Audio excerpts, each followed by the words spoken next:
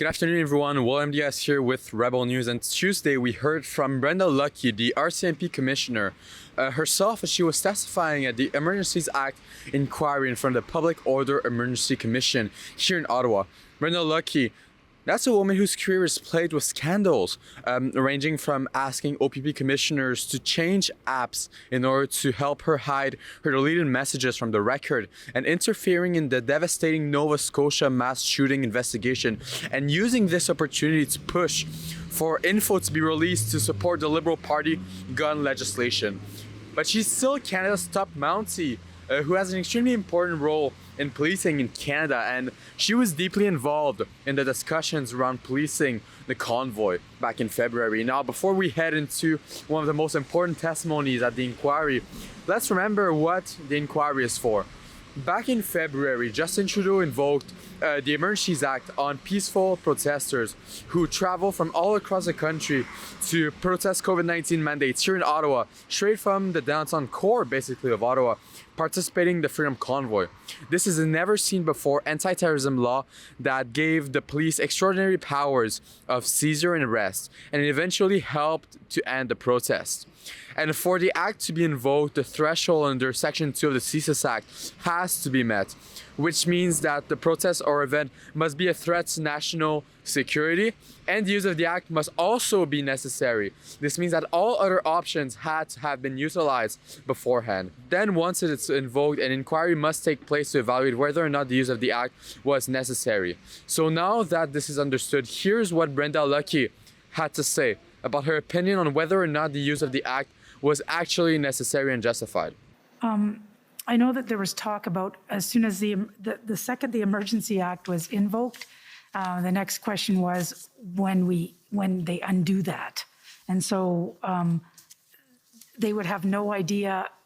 Obviously, it would be probably on a law enforcement lead to say that, okay, we don't need it anymore in cooperation with the people who put the act in the first place. Okay, but why would they be consulting you about that? Because I was the contact for law enforcement, and so I'm imagining they're looking at what date is this? The 21st. So the 21st would have been right around the time that that was when police operations were just finishing up, and they were wondering if we needed any of the authorities to continue. So that's probably why they were asking. Now, let's take a look at some parts of the convoy lawyers, Brendan Miller's cross-examination of Commissioner Lucki. Right. And the minister never asked you what your opinion was with respect to whether or not there was a Section 2 CSIS Act security threat. Is that correct?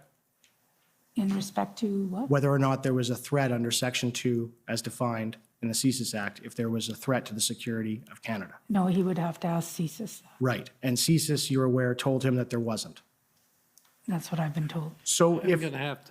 Thank you. Those are my questions. Freedom Corp lawyer Eva Chipiuk, Miller's colleague, told us more about Miller's examination of Commissioner Lucki. Here's what she had to say. Well, one thing we could just let the audience know is that one thing, again, it was just interesting to see how our dear friend Brenda would throw out certain things. And I'm just going to put it out there. An email was shown with a timestamp, and she said, "That's odd. Normally I go to bed by 10 o'clock. That's right. So there was an issue with the time zone on the timestamp there. But, you know, we're talking about a national security crisis, which they in turn called a national security event. Mm-hmm. They just changed the wording and to make it, I don't know, more palatable. But, you know, if we're talking about this kind of issue in our nation's capital where the Emergencies Act is being invoked, the top RCMP commissioner is still going to bed at 10 o'clock. I think we've got some issues.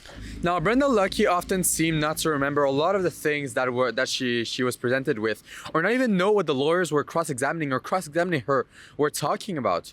However, one thing she kept in the front of her memory was that the RCMP takes consistent woke steps to become more inclusive. Her answer to this question was probably the longest one she gave throughout her whole cross-examination period. We are doing a lot of initiatives within the RCMP in regards to systemic racism. We've introduced some new courses that we've actually made available to all police agencies, Uniting Against Racism, Cultural Awareness and Humility courses, we're updating our curriculums at our training academy. We've also have the blanket exercise that is at our training academy, and that is available for all employees of the RCMP. And it's all about, and we've reviewed our whole recruiting process to make sure there's no systemic barriers to prevent Indigenous people, but also the BIPOC community into entering into the RCMP. In our recruiting, we're trying to be more progressive in our proactive recruiters so that we would be able to have more Indigenous people in the RCMP because it's more representative of the communities we serve. And I think it would strengthen our organization to have more Indigenous people as police officers in the RCMP so we can connect with those communities. We do try to have people that are Indigenous to go to Indigenous communities that can assist us, but also, we do have a higher than average percentage in the government for Indigenous employees, but it's not very high in general. It's at about 7%. And I think we need to have, I think if we had a greater diversity within our organization, it would bode well for working in Indigenous communities, working with Indigenous people on protecting their, rights and allowing them peaceful protest. Finally, following her testimony, Commissioner Lucki conducted a media scrum inside the building where I was able to ask her a couple of questions alongside other journalists as well. I pressed her on the fact that under oath she refused to state if the use of the Emergencies Act was actually necessary, since she preferred to only state that it was useful, safer, that the RCMP could have done what they did without it, and that she didn't know the RCMP required a court order in order to be able to freeze bank accounts. Take a look at how this went. You said that the Emergencies Act was the safest option and that you couldn't have done what you did without it, but you didn't say that it was necessary though. Is there a reason why you didn't say it was necessary? It's not up to me to decide if it's necessary or if it meets the threshold. It's about, will it be useful to law enforcement? Is there any gaps or any problems if we were trying to enforce it? That's what the parliamentarians would look at. If it's another agency that's going to do something with a regulation, they should be asking that agency. But if you look at the EA, if you look at Section 2 of the CSIS Act, it needs to be necessary, it needs to be a threat to national security. So as a commissioner of the RCMP, did you consider that it was necessary? I thought it was useful. I thought it was needed. Now, obviously, I have the benefit of hindsight. We wouldn't have been able to do the enforcement actions as safe as we did. We wouldn't have been able to keep the people at that protest as safe as they were, and it wouldn't have been concluded in the short time frame it was if it wasn't for the emergency. You said during your testimony that you didn't know if you needed a court order to seize the bank accounts as freeze assets.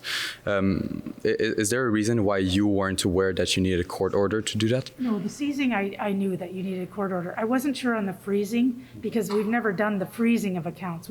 Obviously, when we seize accounts, that's a different aspect, but the freezing was pretty new to me and I haven't looked at it any further. Thanks, everyone. Thank you. Brenda Lucki responded to all of my questions and then left the building. The approval rate of the RCMP and the support this agency had continues to get lower every single day. Her testimony will undoubtedly affect this level of support as well. Thank you for watching. For Rebel News, this is William Diaz. Hey guys, if you want us to help support our independent journalism here straight from Canada's national capital, for the remaining time of the inquiry, you can head on to truckercommission.com and there you're able to donate.